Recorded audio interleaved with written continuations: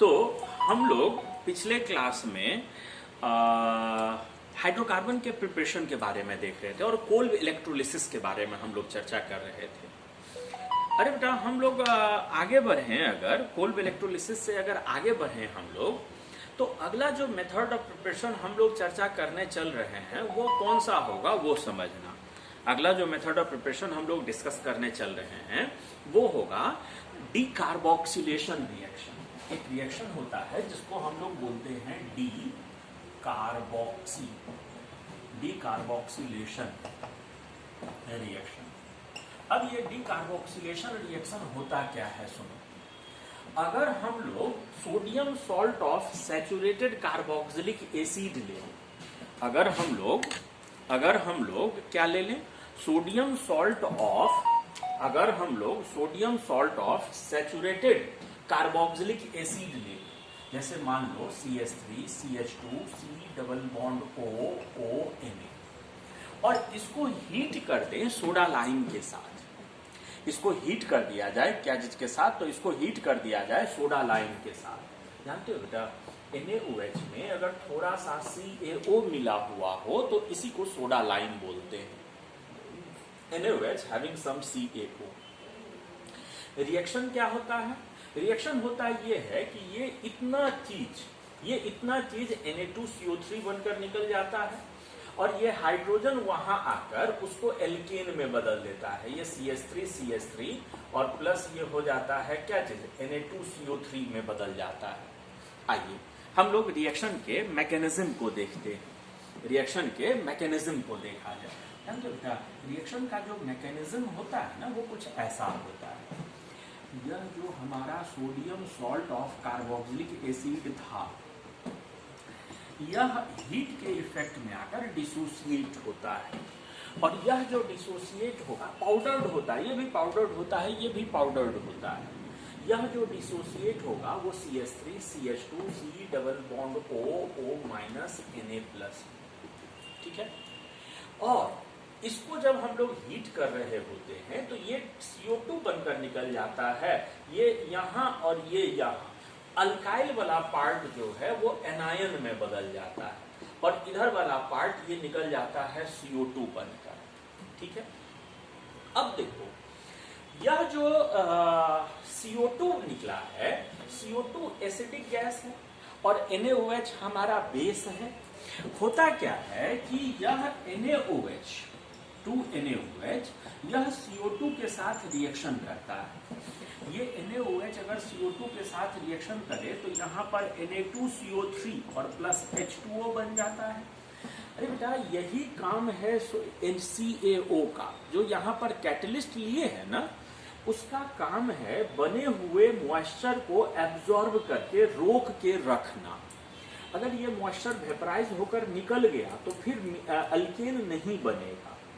यह मॉइस्चर को ये अपने अंदर एब्जॉर्ब करके रख लेता है, और जो हमारा एनायन बना है वह एनायन को CH3 CH2 माइनस को यह वाटर मॉलिक्यूल जो यहाँ फॉर्म हुआ है वह प्रोटॉन डोनर के तरह काम करता है। ये हाइड्रोजन इसको दे देता है तो यह बदल जाता है अल्केन में, और अल्केन बनने के बाद ये निकल गया OH माइनस में। एक बात ध्यान देना, क्या चीज, हमने रिएक्शन में एक ही NaOH लिखा है और यहाँ पर इस रिएक्शन में यहाँ 2 मोल NaOH कंज्यूम हुआ है। होता क्या है कि एक ये Na+ और एक ये OH माइनस, यहाँ वाला ये OH माइनस, यहाँ वाला ये Na+, यह दोनों कंबाइन होकर निकल जाते हैं क्या बनकर, तो NaOH बनकर निकल जाते हैं। ऐसा कुछ रिएक्शन हो रहा होता है। तो ये था हमारा डीकार्बोक्सिलेशन रिएक्शन, माने sodium salt of carboxylic acid को अगर सोडा लाइम के साथ हीट कर दें तो एक कार्बन कम वाला एल्केन बन जाता है। अरे बेटा, अगर मान लो हम लोगों को कुछ ऐसा दिया हुआ रहता क्वेश्चन, मान ले ऐसा क्वेश्चन दिया हुआ रहता, कैसा कि मान लो क्वेश्चन दिया हुआ रहता ये ऐसा, सोडियम बेंजोएट होता और इसको बोलता सोडा लाइम के साथ हीट कर रहे हैं, बताओ क्या बनेगा। तो सोडियम बेंजोएट को अगर सोडा लाइम के साथ हीट कर दें तो फिर वही चीज ये वाला पार्ट CO2 बनकर ये Na2CO3 बनने के लिए, और उधर हमारा बचा हुआ जो भी C+O के बाद वाला पार्ट है वो अपने हाइड्रोजन लेकर इस फॉर्म में कन्वर्ट हो जाएगा। तो यहाँ पर ये बदल जाएगा, प्लस साथ में ये हो जाएगा क्या चीज, Na2CO3। एक चीज जानते हो बेटा, अगर हम लोग सोडियम फॉर्मेट ले लिए रहते, ये HC डबल बॉन्ड OONA, और इसको अगर हम लोग हीट कर दें NaOH और CaO के द्वारा, तो यहाँ क्या हो जाएगा, यहाँ ये इतना पार्ट निकल जाएगा Na2CO3 बनकर, वो हाइड्रोजन यहाँ आकर इसको क्या चीज में बदल देगा, हाइड्रोजन प्लस Na2CO3 में बदल देगा। ठीक है, तो कहने का मतलब देखना कि अगर एक ही कार्बन वाला, एक कार्बन कम होना इसमें खास बात है। डीकार्बोक्सिलेशन रिएक्शन में जितने कार्बन वाला कार्बोक्सिलिक एसिड हम लोग लिए हुए रहेंगे, प्रोडक्ट के तरफ एक कम कार्बन वाला एल्केन बन जाया करता है। प्रोडक्ट के तरफ जो बनता है उसमें कार्बन की संख्या एक कम हो जाती है। तो अगर हम लोग शुरुआत में एक ही कार्बन वाला एसिड लेकर शुरुआत करते, अगर हम लोग शुरुआत में एक ही कार्बन वाला एसिड लेकर शुरुआत करते, तो इधर हम लोगों को कोई अल्केन नहीं, बल्कि इधर हम लोगों को जो चीज मिला करता वो क्या हो जाता, वो हाइड्रोजन हो जाता। इस रिएक्शन को हम लोग नाम देते हैं क्या, इस रिएक्शन को हम लोग नाम देते हैं डीकार्बोक्सिलेशन रिएक्शन। ये जो रिएक्शन अभी हम लोग देख रहे थे, इस रिएक्शन का नाम क्या था, इस रिएक्शन का नाम था डीकार्बोक्सिलेशन रिएक्शन। आगे बढ़ते हैं। अरे बेटा, अगला जो मेथड ऑफ प्रिपरेशन हम चर्चा करने चल रहे हैं, इस मेथड ऑफ प्रिपरेशन को हम लोग बोलते हैं कोरेहाउस सिंथेसिस। इनको हम लोग बोलते हैं, एक रिएक्शन होता है जिसको हम लोग बोलते हैं कोरेहाउस सिंथेसिस, COREY, कोरेहाउस सिंथेसिस बोलते हैं, कोरेहाउस सिंथेसिस। ये कोरेहाउस सिंथेसिस होता क्या है, पहले इसका लैंग्वेज सुनना। जब हम लोग डाई अल्काइल लिथियम क्यूप्रेट, ध्यान से सुने कौन सा मॉलिक्यूल हमने नाम दिया, जब हम लोग di alkyl lithium cuprate, di alkyl lithium cuprate को रिएक्शन करवा दें किसी अल्काइल हैलाइड के साथ, तो वह भी अल्केन प्रोड्यूस करने लगता है। डाई अल्काइल लिथियम क्यूप्रेट को अगर रिएक्शन करवा दें किसी अल्काइल हैलाइड के साथ, तो वो भी एल्केन देता है। ठीक है, रिएक्शन कैसे होता है वो सुनना। जैसे मान लो हम यहाँ पर R2CuLi लिए हुए हैं और इसको हमने रिएक्शन करवा दिया है किसी मिथाइल हैलाइड के साथ, CH3X के साथ। अरे बेटा, CH3X का 2 मोल ले ले, तो 2 मोल से जो 2 हैलोजन निकलेगा, एक कॉपर को दे दे, एक लिथियम को दे दे, तो ये इधर हो जाएगा CuX प्लस साथ में हो जाएगा LiX, वो उधर हो जाएगा CuX LiX। अब इसके पास 2 R माइनस है, 2 R माइनस 2 मिथाइल के साथ जुड़कर ये R और उधर CH3 और ऐसा ऐसा 2 मॉलिक्यूल बन जाता है। इसका मैकेनिज्म क्या है वो सुनो। यह जो डाई अल्काइल लिथियम क्यूप्रेट, ये जो मॉलिक्यूल है ना, इसको गिलमेंस एजेंट भी बोलते हैं। डाई अल्काइल लिथियम क्यूप्रेट को गिलमेंस एजेंट भी बोलते हैं। R2CuLi भी टूटकर 2 R minus ion plus Cu plus plus Li plus देता है, और यह जो R माइनस आयन है, यह जाकर ये जो हमारा अल्काइल हैलाइड था, ये हैलोजन, ये हाइड्रोजन हाइड्रोजन हाइड्रोजन, यहाँ बैक साइड से अटैक और इसको यहाँ से रिप्लेस करता है। अरे बेटा, इस वाले बॉन्ड का जो छोटा वाला लोब होगा जिस पर पार्शियल पॉजिटिव चार्ज होगा, ये वहीं जाकर ना अटैक करेगा। तो एक चीज समझ लेना बेटा, यहाँ भी वो छोटे वाले लोब पर अटैक करना है, तो जो हमारा अल्काइल हैलाइड होना चाहिए उसके अगल बगल जितना कम हिंड्रेंस हो उतना अच्छा है। यहाँ पर हिंड्रेंस मिनिमम होना चाहिए, हिंड्रेंस कम से कम होना चाहिए।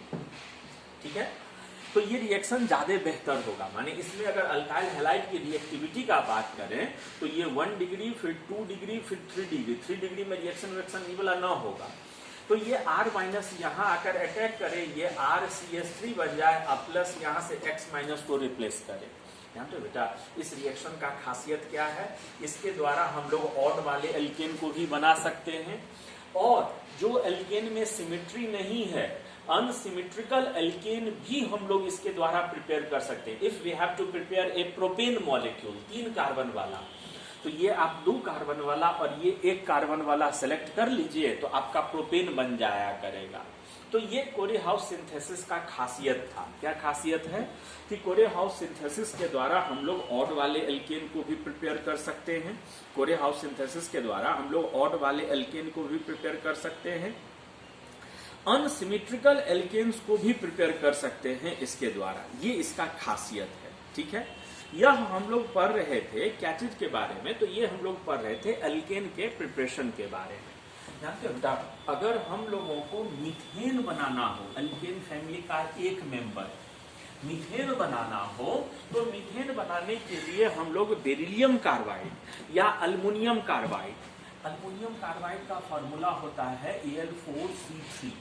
इसको अगर वाटर या एसिड से रिएक्शन करवा दो, या बेरिलियम कार्बाइड Be2C, इसको वाटर या एसिड के साथ रिएक्शन करवा दो, तो ये लोग भी इनके साथ रिएक्शन करके इधर मीथेन बनाया करते हैं। ये यहाँ पर 12 अल्मुनियम है, हर अल्मुनियम को 3 OH चाहिए इसमें बदलने के लिए, तो यहाँ 12 कर दो, तो ये 4 मोल ऑफ AlOH3 हो जाएगा, प्लस 3 मोल ऑफ CH4। यहाँ पर भी यहाँ आप 2 कर दीजिए, या यहाँ पर आप 4 कर दीजिए, तो ये 2 मोल हो जाएगा BOH2, और प्लस हो जाएगा क्या चीज? प्लस हो जाएगा ये CH4 हो जाएगा। तो बेरिलियम कार्बाइड या अल्मुनियम कार्बाइड को अगर वाटर से रिएक्शन करवाओ तो भी वो मीथेन में कन्वर्ट हो जाता है। जानते हो बेटा मीथेन को मार्श गैस भी बोलते हैं और मीथेन को डैम्प फायर भी बोलते हैं। मार्शी लैंड दलदली जगह में फॉर्म होता है, जहाँ कोई चीज सड़ता गलता फर्मेंट होता है, दलदल हो, मॉइस्चर हो, तो वहाँ मीथेन फॉर्म होता है, इसलिए इसको हम लोग मार्श गैस भी बोलते हैं। और इसी को हम लोग डैम्प फायर, कोयला खदानों में डैम्पनेस के कारण कुछ कोयला, कुछ कार्बन और मॉइस्चर कांटेक्ट में आने के कारण अगर मीथेन बन जाए तो वो मीथेन वहाँ आग लगाने का काम करता है, आग लगाने का कारण बनता है कोयला खदानों में, तो इसलिए इसको डैम्प फायर भी बोलते हैं। ये हम लोग चर्चा कर रहे थे अल्केन के प्रिपरेशन के बारे में। चलते हैं हम लोग चर्चा करने के लिए अल्केन के प्रॉपर्टीज पर हम लोग चलते हैं चर्चा करने के लिए। सबसे पहले अल्केन के कुछ फिजिकल प्रॉपर्टीज पर बात करने चल रहे हैं, ध्यान दीजिएगा। अल्केन का कुछ फिजिकल प्रॉपर्टीज पर बात करने चल रहे हैं, ध्यान देना। तो अल्केन के फिजिकल प्रॉपर्टीज पर हम लोग चर्चा करने चल रहे हैं, और फिजिकल प्रॉपर्टीज में सबसे पहला चर्चा जो हम लोग करने जा रहे हैं वो होगा बॉइलिंग पॉइंट के बारे में। वो होगा क्या चीज के बारे में? तो बॉइलिंग पॉइंट के बारे में। सुनना, जानते हो बेटा बात क्या, जैसे बॉइलिंग पॉइंट जो होता है वो 3 फैक्टरों पर निर्भर कर सकता है। H बॉन्डिंग, दूसरा डाइपोल इंट्रैक्शन, और तीसरा जो हो सकता है वो हो सकता है क्या चीज? तो वंडरवाल्स फोर्स। 2 एल्केन मॉलिक्यूल है, जैसे मान लो ये एक मीथेन है और ये एक मीथेन है। इन मीथेन में हाइड्रोजन बॉन्डिंग का तो सवाल ही नहीं उठता है क्योंकि पोलराइज्ड हाइड्रोजन है ही नहीं। डाइपोल का भी सवाल उठता है क्योंकि पोलराइजेशन नाम का चीज नहीं है। तो जो अल्केन का बॉइलिंग पॉइंट होगा वो डिसाइड होगा सिर्फ और सिर्फ वंडरवाल फोर्स पर, और वंडरवाल फोर्स निर्भर करता है जितना एरिया एक दूसरे का कांटेक्ट में है। अब ये बताओ 2 मीथेन मॉलिक्यूल एक जगह है और एक जगह 2 इथेन मॉलिक्यूल है, इनका सरफेस इनके साथ ज्यादा मात्रा में कांटेक्ट में रहेगा कि इनका सरफेस इनके साथ ज्यादा मात्रा में कांटेक्ट रहेगा? निश्चित रूप से यहाँ पर सरफेस एरिया ज्यादा एक दूसरे के कांटेक्ट में है, तो ज्यादा कांटेक्ट में है, इसलिए बॉइलिंग पॉइंट बढ़ते चला जाता है। जानते हो बेटा बॉइलिंग पॉइंट जो होता है, जैसे जैसे कार्बन बढ़ते जाएगा वैसे वैसे बॉइलिंग पॉइंट भी जो होता है वो बढ़ते जाता है, ठीक है। ब्यूटेन तक 4 कार्बन तक लिक्विड होते, 4 कार्बन तक गैस होते हैं। 5 से लेकर 4 कार्बन तक जो होते हैं वो गैस होते हैं, 5 से लेकर 17 तक लिक्विड होते हैं और 18 से लेकर आगे तक जो होते हैं वो सॉलिड होते हैं। अल्केन सॉलिड भी होते हैं, लेकिन ये जो सॉलिड हुआ करता है ना, जो एल्केन सॉलिड होते हैं, इनका भी जो एल्केन सॉलिड होते हैं इनका भी कोई मेल्टिंग पॉइंट माने बहुत हार्ड सॉलिड हो जाए ऐसे नहीं है। मोमबत्ती वैक्सी सॉलिड होते हैं। असल में वैक्स जो होता है, पैराफिन वैक्स बोलते हैं उसको, वो भी एल्केन फैमिली का ही मेंबर है, वो भी एल्केन फैमिली का ही मेंबर होता है। तो एल्केन फैमिली में जैसे जैसे हम लोग कार्बन का संख्या बढ़ाते जाएंगे वैसे वैसे जो हमारा बॉइलिंग पॉइंट होगा वो बढ़ते जाएगा। अच्छा, एक चीज और देखना, जैसे मान लो हम ब्रांचिंग, कार्बन तो सेम रखे बट ब्रांचिंग बढ़ाते चले गए। एक बार देखो क्या हुआ है कि एक बार ये पेंटेन है और ये दूसरा पेंटेन है, 5 कार्बन है, 5 कार्बन है, और एक बार ये ऐसा 2 ये ऐसा मॉलिक्यूल है, ये ऐसा मॉलिक्यूल है, ठीक है, 2 डाइमिथाइल प्रोपेन है। आपको क्या लगता है इनका सरफेस एरिया इनके कांटेक्ट में ज्यादा है कि इनका सरफेस एरिया इनके कांटेक्ट में ज्यादा है? आपको क्या लग रहा है, क्या होगा बताओ? तो कहने का मतलब यहां पर अगर देखोगे तो हो क्या गया है कि यहां पर सरफेस एरिया कम है बेटा। तो सरफेस एरिया कम है तो कहने का मतलब कि वंडरवाल फोर्स ऑफ अट्रैक्शन कम लगेगा तो बॉइलिंग पॉइंट कम होगा। जानते हो नॉर्मल पेंटेन का बॉइलिंग पॉइंट होता है, नॉर्मल जो पेंटेन होता है ना इसका बॉइलिंग पॉइंट होता है 36। हाँ, आइसोपेंटेन जिसमें एक ब्रांचिंग है, आइसोपेंटेन जिसमें एक ब्रांचिंग है, उसका बॉइलिंग पॉइंट हो जाता है 28। ब्रांच बढ़ा तो बॉइलिंग पॉइंट कम हो गया। और नियोपेंटेन ये जो बनाए हैं, जिसको हम लोग नियोपेंटेन बोल रहे हैं, ये जो बनाए हैं नियोपेंटेन, नियोपेंटेन का बॉइलिंग पॉइंट दिया हुआ है 9.5। तो अगर कार्बन का संख्या सेम है और ब्रांचिंग बढ़ रहा है तो जैसे जैसे ब्रांचिंग बढ़ते जाता है वैसे वैसे बॉइलिंग पॉइंट कम होते जाता है। क्यों? क्योंकि सरफेस एरिया कम होते जाता है। अरे बेटा, बॉइलिंग पॉइंट के बाद हम लोग बात करें क्या चीज के बारे में, तो बॉइलिंग पॉइंट के बाद हम बात कर रहे हैं मेल्टिंग पॉइंट के बारे में। ध्यान देना, फिजिकल प्रॉपर्टीज में दूसरे फिजिकल प्रॉपर्टीज पर बात करने चल रहे हैं, और जो दूसरा फिजिकल प्रॉपर्टीज होगा वो होगा मेल्टिंग पॉइंट। जो दूसरा फिजिकल प्रॉपर्टीज होगा वो होगा मेल्टिंग पॉइंट। जानते हो बेटा, जो मेल्टिंग पॉइंट होता है ना वह निर्भर करता है सॉलिड फेज में लगने वाले अट्रैक्शन पर।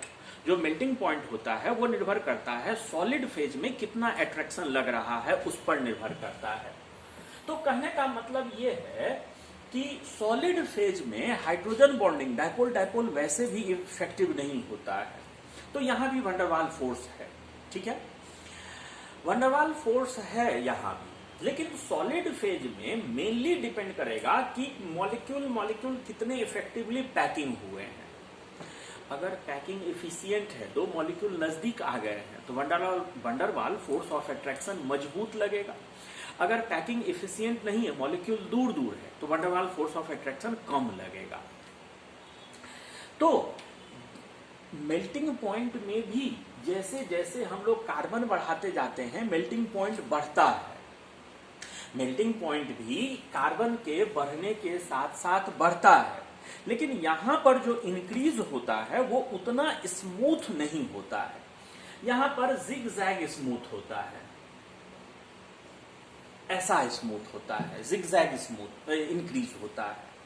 और एक बात जानते हो बेटा, इवन नंबर ऑफ कार्बन वाले अल्केन का मेल्टिंग पॉइंट अपने करस्पॉन्डिंग, एक आगे एक पीछे वाले कार्बन ऑड वाले, अपने करस्पॉन्डिंग ऑड वाले अल्केन से या तो बराबर होता है या ज्यादा होता है। इवन वालों का मेल्टिंग पॉइंट ऑड वालों से अपने करस्पॉन्डिंग अगल बगल हर इवन के आगे पीछे होगा ना, तो या तो उनके बराबर होगा या उनसे ज्यादा होगा। इवन वालों का मेल्टिंग पॉइंट थोड़ा एज होता है, थोड़ा सा ज्यादा होता है। क्यों भला, काहे सर ऐसा क्यों होता है उसमें, इवेन वालों ने ऐसा क्या कर दिया है कि वो ज्यादा होता है। एक चीज जानते हो बेटा, हम लोग जो कार्बन चेन को स्ट्रेट वे में दिखा देते हैं, ऐसे दिखा देते हैं, ये दिखाना अनुचित है। ये जो कार्बन ऐसे दिखा देते हैं, ये दिखाना बहुत सही नहीं है। सर क्यों बहुत सही नहीं है? क्योंकि फिर 109 डिग्री बॉन्ड एंगल तो ये होना चाहिए ना, 109 डिग्री तो ऐसे नहीं दिखाता है, तो इसको ऐसे दिखाना ज्यादा उचित है। अब देखो, अगर total number of carbon odd है, ये 1 2 3 4 5 ऑड नंबर ऑफ कार्बन है, तो दोनों जो टर्मिनल मिथाइल होगा एक तरफ होगा, और अगर इवन नंबर ऑफ कार्बन है तो टर्मिनल्स अपोजिट साइड होते हैं। देखो 1 2 3 4 दोनों टर्मिनल अपोजिट साइड होते हैं। होता क्या है कि इवन वालों में दो मॉलिक्यूल के बीच में जो पैकिंग होता है वो ज्यादा इफेक्टिव हो जाता है, किसके तुलना में, ऑड वालों के तुलना में। ऑड वाले में पैकिंग होने पर दो मॉलिक्यूलों के बीच जो डिस्टेंस रहता है वो थोड़ा ज्यादा, इवन वालों में थोड़ा सा कम। यही कारण है कि ऑड वालों का मेल्टिंग पॉइंट थोड़ा कम, इवन वालों का मेल्टिंग पॉइंट थोड़ा ज्यादा होता है। ठीक है। अच्छा, एक बहुत खास बात मेल्टिंग पॉइंट के बारे में जानते हो बेटा, अगर आइसोमेरिक एल्केन्स है, अगर आइसोमेरिक एल्केन्स है तो जैसे जैसे ब्रांचिंग बढ़ते जाएगा मेल्टिंग पॉइंट बढ़ते जाता है। अगर आइसोमेरिक एल्केन्स है तो जैसे जैसे ब्रांचिंग बढ़ते जाएगा वैसे वैसे मेल्टिंग पॉइंट बढ़ते जाता है। ब्रांचिंग बढ़ने से, ध्यान से सुनना, ब्रांचिंग बढ़ने से मॉलिक्यूल सिमेट्रिकल होते चला जाता है। ब्रांचिंग बढ़ने से मॉलिक्यूल क्या होते चला जाता है, सिमेट्रिकल होते चला जाता है, और सिमेट्रिकल मॉलिक्यूल का पैकिंग ज्यादा इफेक्टिव हो पाता है। सिमेट्रिकल मॉलिक्यूल्स का पैकिंग जो होता है वो ज्यादा इफेक्टिव हो पाता है। यही कारण है कि जैसे जैसे ब्रांचिंग बढ़ते जाता है, मॉलिक्यूल में ब्रांचिंग बढ़ते जाएगा, मेल्टिंग पॉइंट बढ़ते जाएगा। जो चौथा चीज हम डिस्कस करना चाहते हैं वो है हीट ऑफ कंबशन। जो चौथा चीज, तीसरा प्रॉपर्टी चर्चा करने जा रहे हैं वो होगा हीट ऑफ कंबशन। जानते हो बेटा, हीट ऑफ कंबशन पहले भी चर्चा कर चुके हैं। जैसे जैसे कार्बन का संख्या बढ़ेगा हीट ऑफ कंबशन भी क्या होता जाएगा, बढ़ते जाएगा। जैसे जैसे कार्बन का संख्या बढ़ेगा वैसे वैसे हीट ऑफ कंबशन भी क्या होते जाएगा, बढ़ते जाएगा। हाँ, ब्रांचिंग बढ़ने से, अगर ब्रांचिंग बढ़ गया है तो उससे हीट ऑफ कंबशन जो होता है वह घटने लगता है। ब्रांचिंग बढ़ने से हीट ऑफ कंबशन घटने लगता है, क्योंकि ब्रांचिंग बढ़ने से मॉलिक्यूल सिमेट्रिकल होने लगता है, और सिमेट्रिकल मॉलिक्यूल ज्यादा स्टेबल होते हैं। सिमेट्रिकल मॉलिक्यूल ज्यादा स्टेबल होते हैं। ये था, हम लोग चर्चा कर रहे थे क्या चीज के बारे में, तो फिजिकल प्रॉपर्टीज के बारे में। अरे बेटा, केमिकल प्रॉपर्टीज में जो पहला रिएक्शन हम लोग चर्चा करने चल रहे हैं उस रिएक्शन का नाम है हैलोजिनेशन। पहला जो प्रॉपर्टी हम चर्चा करने चल रहे हैं इस रिएक्शन का नाम है हैलोजिनेशन। ठीक है, सुनो, कोई भी आप एल्केन ले लीजिए, हाँ, इसको किसी हैलोजन के साथ लाइट के प्रेजेंस में रख दीजिए तो ये फ्री रेडिकल सब्स्टिट्यूशन में चला जाता है। ये फ्री रेडिकल सब्स्टिट्यूशन में चला जाता है। यह CH3X प्लस HX में बदल जाएगा। एल्केन को जब हम लोग हैलोजन के साथ मिलाकर लाइट के प्रेजेंस में रखते हैं तो वह फ्री रेडिकल सब्स्टिट्यूशन के द्वारा हैलोजिनेट हो जाता है, अल्काइल हैलाइड में कन्वर्ट हो जाता है। ठीक है, जानते हैं कोई भी फ्री रेडिकल रिएक्शन हो, कोई भी फ्री रेडिकल रिएक्शन हो, फ्री रेडिकल रिएक्शंस को तीन भाग में बांट दिया जाता है। एक पार्ट को बोलते हैं chain initiation reaction. Free radical mechanism से अगर कोई रिएक्शन हो रहा हो तो उसमें पहले पार्ट को हम लोग बोलते हैं chain initiation reaction. Chain initiation इसलिए बोलते हैं क्योंकि उस में वही सारे स्टेप रखे गए हैं जिसमें न्यूट्रल मॉलिक्यूल टूटकर फ्री रेडिकल में बदल रहा हो, तो नए फ्री रेडिकल उसमें बन रहे होते हैं, इसलिए उसको चेन इनिशिएशन बोलते हैं। फिर दूसरा होता है चेन प्रोपागेशन। जिसमें एक न्यूट्रल मॉलिक्यूल, एक फ्री रेडिकल इन्वॉल्व हो और ये फ्री रेडिकल उधर से कोई एटम लेके खुद न्यूट्रल में बदल जाए और जो हमारा इधर न्यूट्रल था वो इधर फ्री रेडिकल में बदल जाए, एक फ्री रेडिकल के कॉस्ट पर दूसरा नया फ्री रेडिकल बन जाए, उनको चेन प्रोपागेशन। और तीसरा होता है chain termination step. Chain termination step बोलते हैं जिसमें दो फ्री रेडिकल कंबाइन करके न्यूट्रल मॉलिक्यूल में बदल जाए, माने फ्री रेडिकल का खत्म हो रहा हो लाइफ, उनको बोलते हैं चेन टर्मिनेशन स्टेप बोला करते हैं। तो जानते हो बेटा यहाँ पर जो रिएक्शन होता है वो कैसा कैसा होता है। यहाँ पर जो चेन इनिशिएशन स्टेप होता है, यहाँ पर जो चेन इनिशिएशन स्टेप होता है वो जानते हो क्या होता है। ये जो हैलोजन हम लोगों ने लिया हुआ था ये लाइट एब्जॉर्ब करके, एनर्जी एब्जॉर्ब करके नए फ्री रेडिकल्स में टूट रहा है, इसलिए ये चेन इनिशिएशन स्टेप हो गया। यहाँ पर चेन प्रोपागेशन स्टेप में क्या होता है, यहाँ पर चेन प्रोपागेशन स्टेप में क्या होता है कि ये जो फ्री रेडिकल बना है यह जाकर अल्केन के साथ कोलाइड करता है, कोलाइड करके उसका हाइड्रोजन लेकर खुद बदल जाता है HX में और प्लस बदल जाता है मिथाइल फ्री रेडिकल। सर यहाँ पर हाइड्रोजन फ्री रेडिकल अब मिथाइल हैलाइड भी तो बन सकता था, गौर करना बेटा। यहाँ पर टूटकर हाइड्रोजन फ्री रेडिकल अब मिथाइल हैलोजन के साथ आकर मिथाइल हैलाइड, तो फ्री रेडिकल के रूप में वही चीज बना करता है जो रिलेटिवली स्टेबल हो। फ्री रेडिकल के फॉर्म में वही चीज एग्जिस्ट क्या करता है जो रिलेटिवली क्या हो, स्टेबल हो। जो चीज अनस्टेबल होता है वो फ्री रेडिकल के रूप में एग्जिस्ट नहीं करता है। तो इसलिए H+ फ्री रेडिकल बहुत मुश्किल से बनता है, नहीं एग्जिस्ट करता है, इसलिए वो नहीं। जो H बनेगा वो हैलोजन के साथ कंबाइन करके HX और मिथाइल फ्री रेडिकल में बदल जाएगा, ठीक है। अच्छा अब देखो बात क्या है, यहाँ पर जो दूसरा चेन प्रोपागेशन स्टेप हो सकता था वो क्या हो सकता था। यहाँ पर जो दूसरा ये हो सकता है वो हो सकता है कि ये जो मिथाइल फ्री रेडिकल बना है यह किसी नए हैलोजन के साथ जाए और उनसे ये बनकर प्लस ये हैलाइड फ्री रेडिकल में कन्वर्ट कर दे, एक ये चीज हो सकता है। यहाँ पर ये चीज भी हो सकता है चेन प्रोपागेशन स्टेप में। और रहा बात क्या चीज के बारे में, तो चेन टर्मिनेशन स्टेप के बारे में। रहा बात क्या चीज के बारे में, तो चेन टर्मिनेशन स्टेप के बारे में। देखो यहाँ लिख रहे हैं, थर्ड में लिख रहे हैं क्या चीज, तो chain termination step. Termination step, अरे बेटा चेन टर्मिनेशन स्टेप में हर वह काम होगा जो दो फ्री रेडिकल कंबाइन होकर न्यूट्रल में बदलेंगे। दो फ्री रेडिकल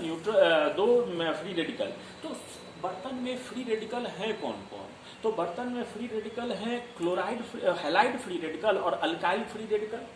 तो एक बार एक हैलाइड फ्री रेडिकल दूसरे हैलाइड फ्री रेडिकल के साथ बनकर हैलोजन में, ये भी पॉसिबिलिटी है। Halide free radical alkyl free radical के साथ कंबाइन करके अल्काइल हैलाइड बन जाए, ये भी पॉसिबिलिटी है। और दो ठो अल्काइल फ्री रेडिकल आपस में कंबाइन करके कुछ मात्रा में एल्केन बन जाए, ये भी पॉसिबिलिटी है। सर इतनी सारी पॉसिबिलिटी, तो फिर होगा क्या, होगा वो रिएक्शन सबसे ज्यादा जिनके रिएक्टेंट्स बर्तन में सबसे ज्यादा मात्रा में हो। बर्तन में अगर सबसे ज्यादा मात्रा में जो रिएक्टेंट होंगे उनके रिएक्शन होने की जो पॉसिबिलिटी होगी वो सबसे ज्यादा हुआ करेगा, ठीक है। तो ये इस तरह से रिएक्शन होता है। हम लोग हैलोजिनेशन रिएक्शंस के बारे में ही पढ़ेंगे, लेकिन वो हम लोग पढ़ेंगे अगले लेक्चर में। आज बस इतना ही, बाकी बातें अगले लेक्चर में हम लोग करते हैं, ठीक है। मिलते हैं अगले लेक्चर में।